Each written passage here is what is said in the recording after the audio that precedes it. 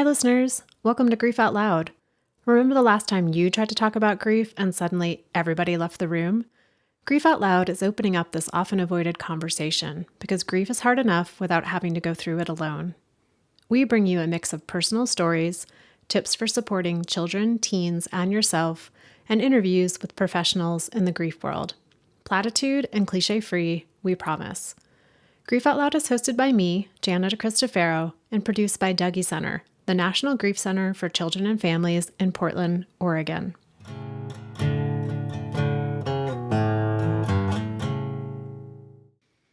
Hey listeners, thanks so much for your patience as we had almost a month-long break between new episodes. On paper, the break was because of time I spent out of the office on vacation. But now that I'm finally back, I'm realizing it was helpful to wait on releasing this episode until this week. That's because a new study just came out a few days ago, a study updating the estimates for how many children across the globe have been affected by the death of a parent or kinship caregiver from COVID-19. The latest numbers estimate that 10.5 million children have had one parent or caregiver die from the disease, and that within that 10.5 million, 7.5 million of them have had both parents or caregivers die due to COVID. While many countries, including the US, are moving into a new phase of living with COVID-19, and the pandemic is falling out of the daily news cycle, the reality of these losses continues to sink in for the children, teens, partners, spouses, and others left behind. Alyssa and her 4 children are one of these families. Their beloved husband and father, Bryce, died in late December of 2021 from COVID-19. Alyssa spent weeks traveling between their hometown in northern Utah to the hospital in Salt Lake City, where Bryce was receiving treatment. As is common for many who are hospitalized with COVID-19, it was a roller coaster. Some days, things would look to be improving, and then just as suddenly, things would take a turn for the much worse. While Alyssa and Bryce had weathered previous stints in the hospital with his health, this time was different. Alyssa wasn't able to sleep in the room with him, and their 4 young children weren't able to visit. While she was traveling between home and the hospital, Alyssa did everything she could to keep her kids informed about their dad's health and to answer their questions honestly. Since his death, she's continued to encourage them to come with her with their reactions and questions and struggles. Alyssa has also been surrounded by the type of support most folks who are grieving can only dream about. So if you're someone who is grieving, you might find yourself feeling envious. If you're someone who wants to know how to show up for your friends and family, take a few notes from Alyssa's community. Okay, here's our conversation.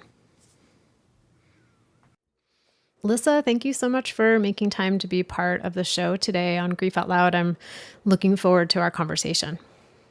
Thank you so much for having me, Jenna. It's an honor to be here. Let's start with you and Bryce. How did the two of you meet? So we met because I dated his best friend, and through a series of events, we were introduced to each other and by that friend, and that just kind of was it. Once I met him, it was like, we spent a lot of time together as friends. He invited me up to his hometown where he's from, which was a few hours away from where we lived when we were in college. We'd only known each other a few weeks, and went up. He did a golf tournament with his dad and his brothers, and I met his family. We were just friends, so it was completely no pressure. It wasn't like a girlfriend situation, and I was worried about that 3-hour drive. Like, I hardly know this person. How are we going to talk? This is going to be so awkward. And there wasn't a moment of silence or awkwardness. We just hit it off. And I remember thinking how fun he was, and that he's someone we could sit in a completely empty room with nothing, and it would be the funnest thing that I had ever done. He just was so fun to be with. And we dated for about 6 weeks, and then we were engaged for 3 months, and then we were married for 13 years. 13 years. And what was it like being married to Bryce? Always fun. We had a lot of friends and family that would talk about how the first year of marriage was so hard or such an adjustment, but we never felt that. It just was really a piece of cake from the get-go. He was a really wonderful attentive husband. He would surprise me with really thoughtful gifts, surprise getaways. He'd come home early from work and shoo me out the door to go have a massage or send me flowers just because. A great dad. He reminds me a lot of the dad in the cartoon Bluey, if you've ever seen that. He's just like never too cool or too busy to be silly or fun or do whatever the kids want to do. If it was dress up with the girl or a silly dance, or he made all the character voices when he would read books, and he just was so much fun and really involved with the kids. He knew how they liked their sandwiches and who their friends were at school and all those kinds of things. We had a lot. 13 years. I don't think anybody's married for 13 years without facing challenges of some kind, but our relationship was never one of those. So you had a really solid partnership with which to face those inevitable challenges that happened over the 13 years. Absolutely. I always felt like I could face anything, if we were together.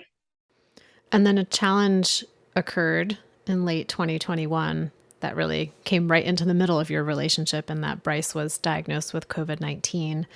And I wonder, what did you start thinking about when you heard that he had tested positive? So we actually all had it as a family at the same time. I had it and our 4 kids got it. We had it very, very mild compared to him. I was worried about him when I wasn't overly concerned. He and I were both fully vaccinated. And Bryce had a lot of health struggles over the years. He had 3 kidney transplants. He had sepsis 6 times. He just had over a dozen stays in the ICU over the course of our marriage. He spent 4 years on dialysis that we did from home, dozens of other surgeries and procedures throughout those years. So I was very familiar with hospital time, even ICU time. And he had been very, very sick before, but always fought through it and came home to us. So I was worried, but not overly concerned. You're like, I've seen him go through this before. Not this because it wasn't COVID, but I've seen him go through some other major health challenges, and he's always come through. Yes. Yeah. Very, very sick with sepsis, but yeah, always fought through it. When did that start to shift for you?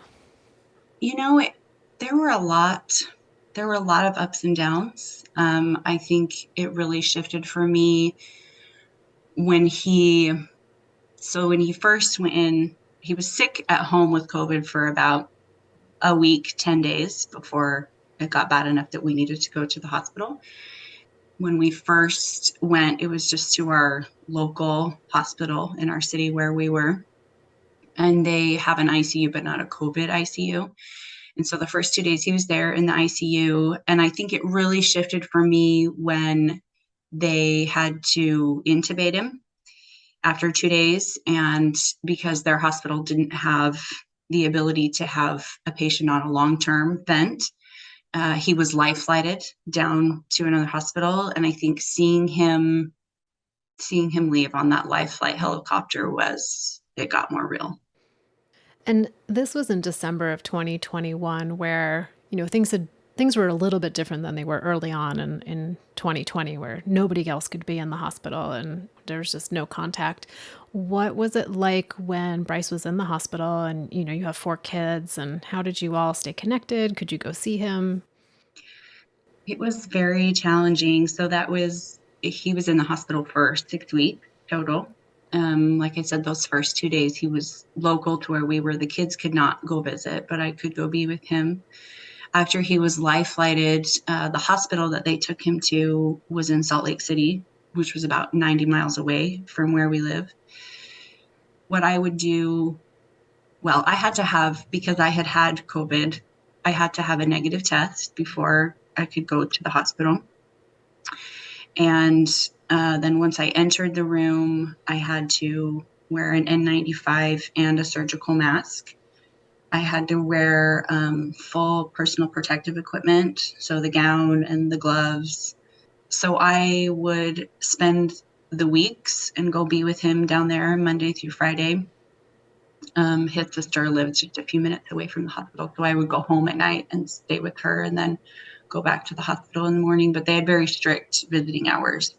Any other time he had gone to the hospital or spent time in the hospital, I would stay with him. I would sleep in the hospital room with him, but I wasn't able to do that this time. So yeah, I would be with him during the week. And then on the weekends, I would go home and be with our kids. We had family come in and take care of the kids while I was with him at the hospital during the weeks. And then when I would be home with the kids on the weekend, we would have other friends and family go visit him on the weekend. But there was only one visitor allowed per 24-hour period. His siblings would go spend a day, or one of his parents would go spend a day with him. And there were multiple daily text updates to everybody about how he was doing, because no one could come in and see him, and a lot of them didn't see him sick. And when he was in the hospital for those, extended period of time, those weeks, were you able to communicate with him? Obviously, before he was intubated, he was awake and alert, and I was able to talk to him. Once he was intubated, he was pretty sedated, and they would sometimes try to, every few days, kind of wean him off the sedation and see if they could get him to wake up a little bit and check his functions and things. Towards the end of his 6 weeks, he started to improve, and they were able to take him off the ventilator and take him off the sedation, and he was able to be more awake and responsive, never to the point where we could full on communicate. He couldn't talk. I mean, he'd had a vent tube down his throat for way too long to be able to get that back without a bunch of therapy. It was mostly things like, hey, open your eyes. And he would open his eyes on command, or wiggle this toe, or squeeze my hand, or he would do some head nods or some head shake, but there was not any conversation or real talking back and forth. We did do FaceTime with the kids. When I was at the hospital, I would FaceTime them every night, and they always wanted to see him and how he was doing. So that time before he was intubated was really the last time you got to hear his voice. Yes. And how were you and the other, family members talking with your kids and answering their questions? Because I think sometimes we have this idea that an illness, a hospital stay is very linear, right? You're either progressively getting better or you're progressively declining. And it sounds like with your experience and what I've heard from other families with COVID-19 too, it's very up and down and kind of hard to have a clear sense of where things are going. Yes, I really tried to answer their questions and be honest with them. I didn't keep secrets. I didn't withhold information, but I also didn't want to give them too much information and freak them out. So I would keep things surface, like he's been a little bit more awake today, or, they're worried about his liver today.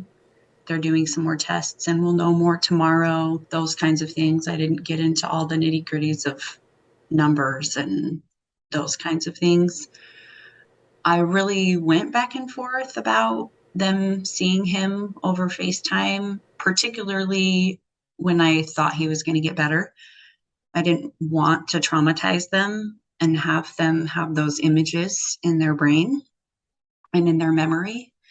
But they started asking. They wanted to see him, and he had been in there long enough that I felt like they had an idea of how sick he was, and that maybe by not showing them their dad, their imaginations were making it worse than it actually was. There's always that concern too. Is their brain imagining something even worse than what is actually happening? At least if they see it, their imagination doesn't have to run wild. And then how did you talk with them once Bryce did die? Like, how did you share that news with them? Yeah, so like I said, he had been doing better about 2 weeks before he passed away, 2 or 3 weeks before he passed away. he had had a really bad day. They were really worried about things. And so I called my mother-in-law who was with the kids and said, I'd like you to bring the kids down to be with me tomorrow. And I need to have a conversation with them in person, kind of prepare them for some things. So she brought them down. And then, of course, the next day he was doing a little bit better. So we didn't have as much of that conversation, I think, as we would have if he hadn't had a better day that day. But they were 11, 9, 8, and 2.5. And we had a conversation, and I said, I know you know Daddy has COVID. He's been sick for a really long time. He's really sick. He might not make it. He's had a really good day today. So hopefully that means things are going to be improving, but he's not better yet. And he might not come home from this, but nobody's giving up. Daddy is still fighting very, very hard. I'm fighting hard. The doctors and nurses are doing everything that they can. So even though he is really sick and he might not make it, we're not giving up. In that sense, they were a little bit prepared. I think a couple weeks before, we didn't really talk about it again. And then he started to slowly improve. And he was transitioned out of the COVID ICU and went to a transitional ICU. They took him off the vent. They'd weaned him off the sedation, and he was a little more awake and alert. He'd started doing physical therapy. That was on a Friday. I came home to spend the weekend with the kids, was talking with the kids that night about how much better he was doing. And we were hoping, this was the beginning of December, we were hoping that he would be in a skilled nursing facility closer to home by Christmas, and everybody was so excited. And then I was woken at 3:00 in the morning by a phone call from the ICU that his heart had stopped. He was having some seizures, and they hadn't been able to get the seizures to stop, and they weren't sure what was going on. My brother had come to visit and was staying with the kids at the time. And so I woke him up and told him what was going on. And he is a trauma anesthesiologist. So I think he knew, based on what I said, probably even more than I did. He knew what was coming. So I woke him up and told him what was going on. And I said, I'm going down to the hospital to figure out what's up. And I'll let you know, when I need you to bring the kids down. Because I'd gotten alarming phone calls from the ICU doctors before, worried about Bryce. And I'd had to rush home or rush back to Salt Lake from home. And then by the time I got there, things were fine. And so I didn't want to wake up the kids and freak them out if everything was just going to be fine. I got down to Salt Lake and he was not better. Things were pretty steadily declining. And so I called my brother and said, whenever the kids wake up in the morning, I want you to bring him down. I felt like it needed to come from me. I needed to have that conversation with him. And so they got there the next morning, and because of COVID, kids weren't allowed in the hospital at all unless they were patients. They did make an exception for us and let the kids come in to the hospital, but we had to sit in the foyer outside of the secure ICU door. We just were over in a little corner by the elevators, and I told them that their dad had fought really hard for a really long time, but COVID had been too much for his body, and it was tired and broken, and his body couldn't do it anymore, and he was going to die. There were a lot of tears, understandably, lots of yelling. There was some angry outbursts. There was some denial. They all kept asking to see him. They weren't allowed in the ICU. The hospital opened up a meditation room. We went in there and we did a FaceTime, and the kids each got the chance to say goodbye to him.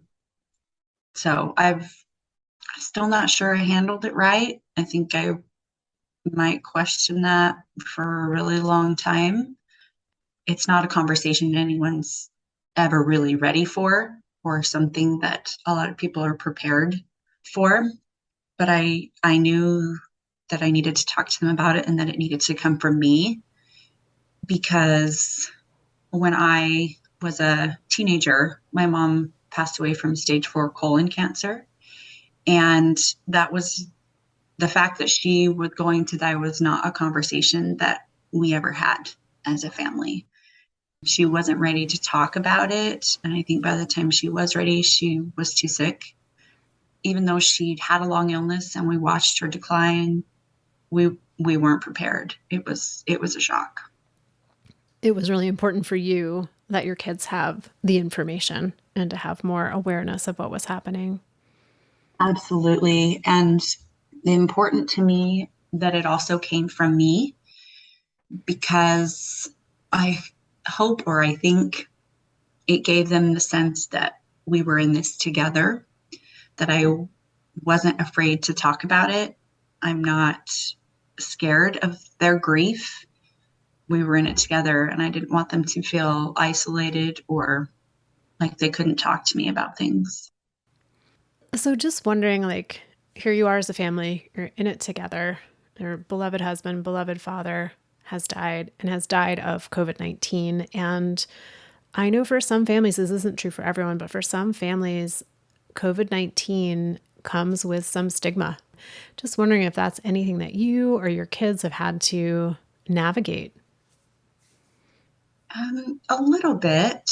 I wouldn't say, I don't know that they were, I would say shame, but definitely some stigma. I felt like when we were in the hospital, we were in an area where a lot of people are unvaccinated and didn't believe either that COVID was real or that vaccines would work and be helpful. And so I felt very much this like deeply rooted need to almost walk around the hospital with a sticker on that says, like, we were vaccinated, like, I promise, we did everything we could to not be here. And we are anyways, but it's not because of negligence or miseducation or a defiance or anything like that. I did have a couple of people that Bryce worked with, like did some contracts and deals with on the side, that reached out to me when they found out he was in the hospital with COVID, and they didn't believe that COVID was real. They said some really hurtful things. They blamed me for him being sick and being in the hospital. We were saying that we shouldn't have gotten the vaccine. They kept saying, just get him out of the hospital and just get him home. Don't let the doctors treat you. Don't let him give you anything. I was nice the first few interactions, and then I kind of just went atomic on him. And I just was like, look, no one wants him to get better more than I do. I promise you. So just trust that I'm doing all that I can to get him better. I realize that you think I can just bring him home and have him get better at home, but you don't see how sick he is. You have no clue. And I'm glad you don't have to see him so sick. It's traumatizing and really awful to watch this person that is happy and joyful and full of life and kind and warm, just wasting away like that. But understand that I am seeing that, and I am making the best decision that I feel like I can for the person that I love the most. You do enough second guessing of your decisions and the information that you have in that time, you're making life and death decisions for your spouse. What you need is support. And you do plenty of blame and the what if game in your own mind. You don't need other people to play that out for you and put that on you. And I would say that was definitely only a handful of people that we had to reach out, and everyone else was very supportive, very kind. Yeah, but there were those few that I just could not believe it. Initially, I was nicer about it because, like I said, they were business contacts of Bryce, and I thought, when he wakes up, if he sees that I went crazy on him, he's going to be so annoyed, like, Liz, they're crazy. Just let them be crazy, and don't let them drag you into the mud. Right. But I just couldn't do it anymore. And he had visited with me before about, things that they had shared with him about COVID. And so I knew that he and I felt the same about these people in this particular situation. And so I felt justified in knowing, like, he would agree with what I'm doing and how I'm handling it. I'm curious, Listen, you may not know this because I know sometimes kids are pretty private in their grief, but do you have a sense for your kids of being back at school and with friends, of how they've had to navigate, like, letting people know that their dad died and that their dad died of COVID, and if they've run into any of, similar kinds of reactions?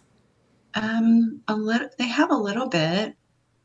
They've shared things here or there about, so and so in my class doesn't think that COVID is real, or so our kids became eligible for the vaccine about a week or two after Bryce passed away, and so we took them and got them their vaccines, and they got some flack from some kids at school. I wouldn't say any of their friends, but about it. But I just said, look, guys, you know that it's real. You saw it, you watched it, and what it can do to people. And we might be young and healthy, but not everybody that we interact with is. And so I think there has definitely been some social struggle, I think, for them.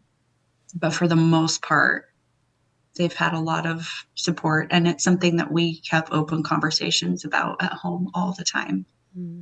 They have that refuge that they can come home and talk about it and ask questions and know that you're going to be present with them and honest with them about, kind of how to navigate those situations.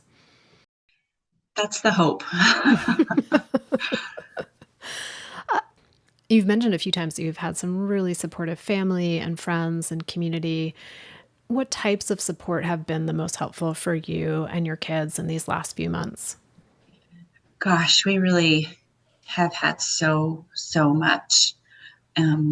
Within a few days of his passing, all of my kids' teachers at school, the school psychologist and the principal, came to the house. They each brought my kid a gift. They spent one-on-one time with each of my kids. They asked me what we needed. They offered, resources for local grief counseling and therapy groups and those kinds of things. Their teachers also made special allowances for the kids during the school days when they need someone to talk to. They all have a safe place to go and a safe person to talk to. A lot of times it's each other. And the teachers have been really good about allowing my kids to pull each other out of class and cry in the hall for a minute and do what they need to do and be there for each other. Bryce passed away a couple weeks before Christmas. So we had a lot of service and donations and surprises and food left on our doorstep, gift cards in our mailbox. I don't think any of them had names assigned to them. I don't know who any of them came from. I hadn't bought any Christmas gifts because I was waiting for Bryce to wake up so that we could do that together. And some of his coworkers and our church friends got together and did Christmas for our whole family. They just took all the kids' Christmas lists and made it happen. We live in northern Utah, so we get a lot of snow. I had neighbors come over and snow throw my driveway and shovel my sidewalks and my front steps. A lot of times I would still be awake at 3, 4 in the morning and I'd hear somebody out there shoveling my driveway. We've had lots of extended family support, and they have taken kids to special events or teach them golf. Bryce was a big golfer. They would do things with them that they would normally enjoy with Bryce, things that especially I don't know much about. I'm not a golfer. So that's very nice that they can kind of help fill that spot a little bit. I have a neighbor who comes and takes my toddler one day a week for the whole day. And she's just like, I have her the whole day. You do whatever you need to do.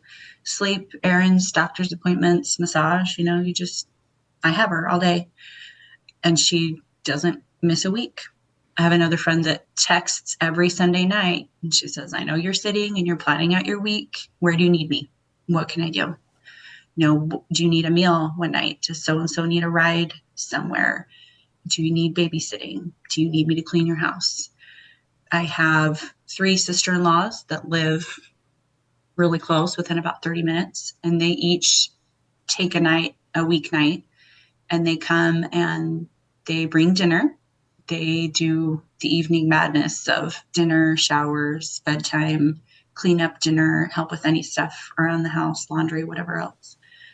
My birthday was less than 2 months after Bryce had passed away. And I had a neighbor drop by about a week before my birthday and grab my kids. And she took my kids to go buy birthday presents for me because my oldest was worried about, Mom, who will buy you presents? I'm like, I'll buy myself something. It'll be okay. But this friend heard about that and she wanted my kids to be able to give me a present.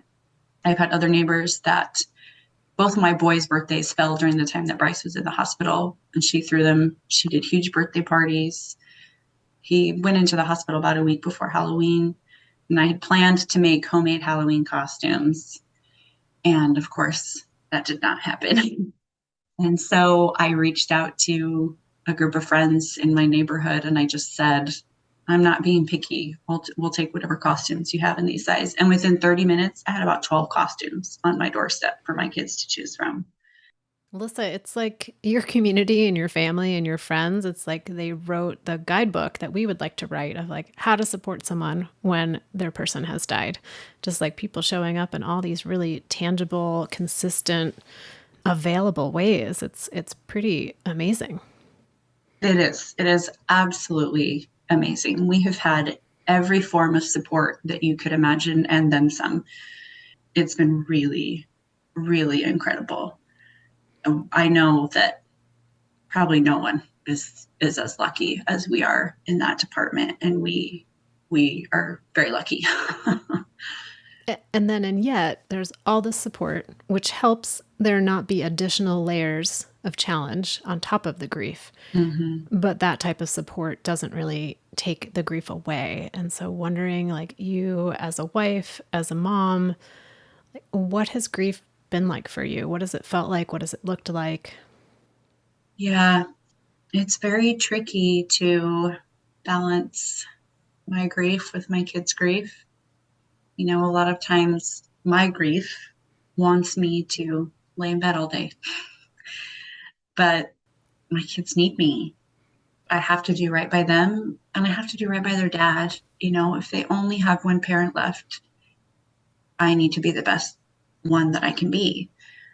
So I've really tried to make a hierarchy of grief needs in our home, and my needs come first because I can't take care of them if I don't have my needs met. But then their needs come, and then their wants before anything I want. Sometimes it's very, very difficult to sort out my wants and my needs. It takes a lot of mental energy, particularly in grief. And I know I've made missteps with it, but I really have tried to remind myself that I am not the only one grieving. And I have a lot more emotional intelligence and tools at my disposal just based on my age and experience than they do. I have an obligation to help them work through it. Like you said, it's such a tricky balance, right? Of where do I make space for my grief? How do I still be there for them and their grief? And I feel like that's where that community support is so helpful. And that there's times where the kids are taken care of. So you have a little bit more space to just be in your grief. Absolutely. There's definitely that space for, oh, today's a rough day.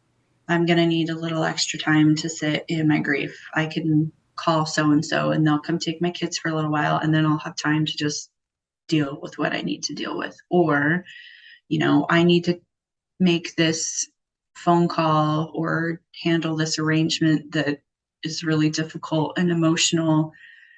I'll do it when I know all the kids have somewhere to be. And so kind of having, a pocket for all of those things to go and to fit in, and to know that when the kids are all taken care of or in a safe place or where they need to be, I can take my jar of grief sand off the shelf, and then I can work through it. Alyssa, as we come kind of to the end of our conversation, I'm wondering, and I don't really know how to phrase this question, so if it comes out all wonky, we'll just see how it goes. But just wondering, like, I guess I'll just ask this, like, what does the fact that Bryce died of COVID-19 during a pandemic mean to you? It's hard. I think, he was so much more than how he died, which is true of every person that lived and passed away. It's very easy for society at large, I don't want to necessarily say people, but society at large, to just look at the sheer number, the sheer volume of COVID deaths and just be like, wow, that's a lot. That's a really big number. But if you can break that down into, like, you see the number 1 million written out with all those zeros, and wow, that's a lot. But if you were to see 1 million hash marks, it is so much more impactful to me. I try to remember that each one of those million is a hash mark, and each hash mark has left a hole, a wake, a path of devastation the size that Bryce left, which is massive. And I think if we are going to help our kids process these things moving forward, we need to really be able to look at that and not turn away from it. It's triggering, obviously, to have your loved one's cause of death be in the news and a near constant topic of conversation. It just really cannot be avoided. When Bryce was in the hospital, there were billboards all over our state showing quote unquote patients intubated and in the ICU, encouraging people to get vaccinated. It was kind of hard to see those because Bryce was actually intubated and in the ICU. Also, it being in the news and what people talk about, it's brought a lot of questions from my kids. They see billboards, they see signs in people's yards. They hear kids talking about it at school at recess. There's been some blaming themselves for bringing COVID home from school, even though we don't know where we got it. And they all wore masks at school, and we took every precaution that we could. So we don't actually know, and it doesn't really matter anyway. So we've had a lot of those conversations. With it being very current, I would say it has allowed us to have some conversations about things that my kids probably would have just kept inside for years. In that way, it hasn't been all bad. It has kind of forced us to talk about things, or my kids to voice their questions in a time and in a way that they maybe wouldn't have. And also, like I said, it's hard to have your loved one's cause of death in the news. You want to focus on their life and who they were when they were here. You don't want to dwell on their death. But when you see and hear reminders every day about the way they died instead of how they lived, that can be really hard to do. Well, Alyssa, I just really want to say thank you for coming on the show today, for sharing with me and with our listeners about your experience and more importantly, about Bryce, about who he was, about the kind of father and husband, and just the joy that he brought to your life, to be able to share about that, and for just being really open and willing to talk with me today. I'm just really grateful for your time. Thank you. I appreciate your time as well, and the opportunity to share about Bryce in our life and tell our story and keep him alive in our hearts. Well, listeners, I thank you as well each and every time for being part of the community out there. Lissa was a listener and reached out to me. And so if you would like to reach out to me, you can email me at griefoutloud@dougy.org. It's dougy.org. That is also our website where you can find all of the past episodes of Grief Out Loud, information about our local peer grief support group programming, as well as free activity sheets, tip sheets, and other resources for kids, teens, young adults, and family members as well. And I'm also excited to share with you that this podcast is sponsored in part by the Chester Stephan Endowment Fund. So thanks again for listening, and we hope you'll join us again next time.